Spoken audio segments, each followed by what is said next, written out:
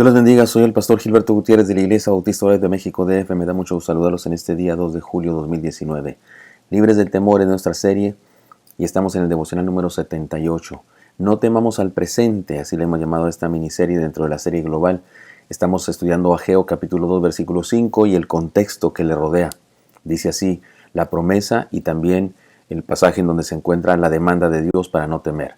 Según el pacto que hice con vosotros cuando salisteis de Egipto, así mi espíritu estará en medio de vosotros, no temáis. Hagamos otra vez porque es necesario un resumen del contexto de esta profecía y de esta orden de no temer. El pueblo estaba compuesto en aquella época por algunos que se habían quedado en Palestina, en la deportación de Babilonia, no habían ido a Babilonia. Algunos sí se habían ido para allá, los habían llevado pues como esclavos, pero habían regresado, se habían ido de niños y habían regresado de adultos. Todos vivían una depresión generalizada porque lo que habían encontrado en esa ciudad era desolación, tristeza, fracaso. Y la cultura de en ese momento era una cultura de dolor, de tristeza, de angustia.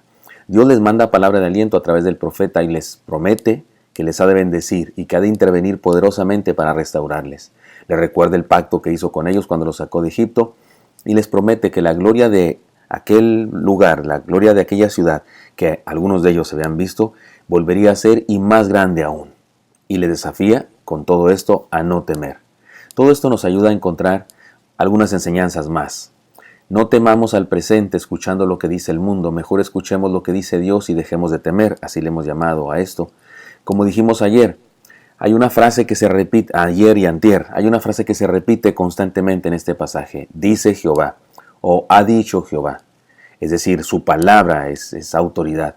En este devocional, como en el de ayer y el de antier, encontraremos ahora una vez más en torno a esta frase, a esta palabra, algunas enseñanzas. Leamos el texto a partir de la promesa. Dice así, según el pacto que hice con vosotros cuando salisteis de Egipto, así mi espíritu estará con vos, en medio de vosotros, no temáis, porque así dice Jehová de los ejércitos. De aquí a poco yo haré temblar los cielos y la tierra, el mar y la tierra seca, y haré temblar a todas las naciones, y vendrá el deseado de todas las naciones. Llenaré de gloria esta casa, ha dicho Jehová de los ejércitos. Mía es la plata y mío es el oro, dice Jehová de los ejércitos. La gloria postrera de esta casa será mayor que la primera, ha dicho Jehová de los ejércitos, y daré paz en este lugar, dice Jehová de los ejércitos. Ayer y antier, los días pasados aprendimos algunas cosas, repasemos rápidamente. En lugar de temer, compartamos lo que Dios dice, es decir, compartamos esperanza, que todos sepan la promesa de Dios. En lugar de temer, encontremos fuerza en Dios. Vayamos a Dios y busquemos su fuerza, porque sacar fuerza o esforzarnos es buscar fuerza en alguien más y no en nosotros, en Dios. En lugar de temer, desarrollemos una cultura de ánimo, es decir, compartamos ánimo y no desesperanza. Número 4, en lugar de temer, disfrutemos la presencia y la bendición de Dios. La presencia de Dios se vive, se disfruta y se proclama. Y en quinto lugar, en lugar de temer, esperemos la intervención de Dios. Ahora reflexionemos en un par de enseñanzas más. En lugar de temer por las carencias de hoy, aceptemos la provisión de Dios. El texto sigue diciendo, y vendrá el deseado de todas las naciones, y llenaré de gloria esta casa, ha dicho Jehová de los ejércitos. Recuerden que esa es la frase que da sentido a estas enseñanzas, ha dicho Jehová. Leamos este pasaje en otras versiones de la Biblia. Por ejemplo, la Nueva Versión Internacional dice, sus riquezas llegarán aquí y así llenaré de esplendor esta casa, dice el Señor Todopoderoso. La traducción del lenguaje actual dice, yo soy el Dios de Israel, haré que me traigan todas sus riquezas para llenar con ellas mi templo.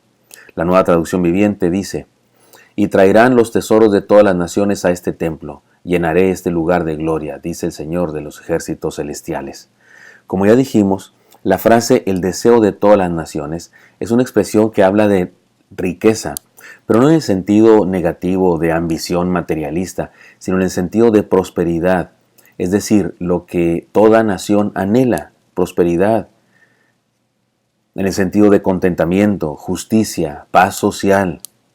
Aquellos que se veían a sí mismos y a su nación como pobres, como desamparados, debían alentarse sabiendo que las condiciones cambiarían dramáticamente por la intervención de Dios.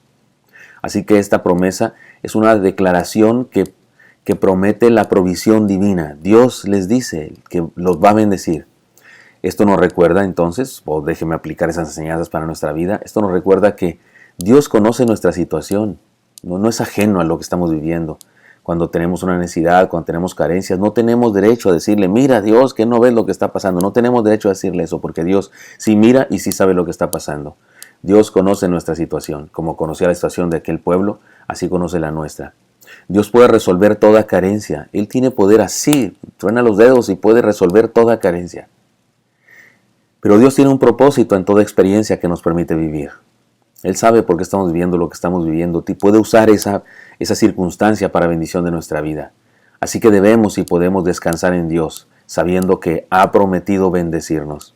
Y si tenemos necesidades, si tenemos tribulaciones, angustias, carencias, debemos confiar y descansar en Dios. Debemos esperar su bendición. No le añadamos a la carencia, a la dificultad, a la tribulación, no le pongamos añadidura de desesperanza, de dolor, de reniego, de amargura, incluso de reproche hacia Dios. Así es que debemos y podemos descansar en Dios sabiendo que ha prometido bendecirnos. Y en segundo lugar, en lugar de temer a la pobreza material, descansemos en la riqueza espiritual. El texto dice, mía es la plata y mío es el oro, dice Jehová de los ejércitos. Ahora bien, ¿por qué dice Dios esto? Dios se declara dueño de todas las riquezas del mundo, para ayudarnos a entender que nuestra condición, independientemente de la economía, tiene un plan. Dios puede darnos todo lo que Él quiere cuando Él quiera y para lo que Él decida. Sin embargo, debemos saber que Dios nos permite vivir carencias para ayudarnos a identificar la verdadera riqueza, la riqueza espiritual. El problema que tenemos es que nos es muy sencillo identificar y entender y disfrutar las riquezas que se tocan y se ven. Las riquezas que podemos ver y tocar, y se nos dificulta en ocasiones entender y disfrutar las riquezas que se viven en la dimensión espiritual. La fe, la esperanza, el amor, el contentamiento, la paz interior, la satisfacción, el compromiso con una misión, la seguridad de tener una misión más allá de lo terreno, la realización de una misión que tiene que ver con un plan divino, etc., constituyen una riqueza mayor que la plata y que el oro. Aquellos que se entristecían por las condiciones materiales de su nación debían entender que había un problema más serio a resolver que la carencia de metales preciosos. El problema era que se habían alejado de Dios, por eso estaban en esa condición, porque se habían alejado de Dios, pero Dios estaba ahí, esa es la noticia buena. Dios estaba ahí con ellos, Dios estaba ahí para perdonarles, para restaurarles, para darles una nueva oportunidad. Y eso pasa también con nosotros, queridos hermanos. Dios está aquí, Dios está con nosotros. Y en ocasiones entonces las condiciones materiales del mundo en que vivimos, las crisis económicas de los países del mundo en que vivimos, tienen una posibilidad educativa para nosotros. Nos ayudan a entender que hay una riqueza espiritual, que la pobreza no es no tener dinero, que la pobreza es no tener esperanza, no tener fe, no tener amor, no tener la posibilidad de conocer a Dios y caminar con Él. Eso sí que es pobreza. Esto nos recuerda entonces que Dios es nuestra necesidad más importante. Dios nos busca y no hay razón para que mantengamos nuestra pobreza espiritual, porque Él nos está buscando y está con nosotros. La riqueza espiritual es una elección, podemos experimentar la bendición que Dios nos ofrece creyendo. Ante la riqueza espiritual que Dios nos provee, no hay razón para temer entonces. Miren, para culminar les pongo un ejemplo. Soy pastor y tengo la posibilidad de observar y de reconocer a toda clase de familias de la iglesia y de fuera de la iglesia. Además es mi trabajo con gente, con personas. Mi trabajo es ayudar a otras personas a encontrarse con Dios, a encontrar su propósito en la vida. Y entonces pues soy observador y analizo las personas aún sin querer. Y los niños, especialmente los niños, revelan las condiciones espirituales de sus núcleos familiares. En cierta ocasión en la que visité a una pareja joven de nuestra congregación, pude ver dos experiencias muy contrastantes. Antes de llegar a la casa de mis hermanos, vi a un par de papás batallando con un hijo caprichoso que lloraba porque su juguete electrónico no tenía pilas. Ya te las vamos a comprar, decía la mamá mientras el niño chillaba y pataleaba.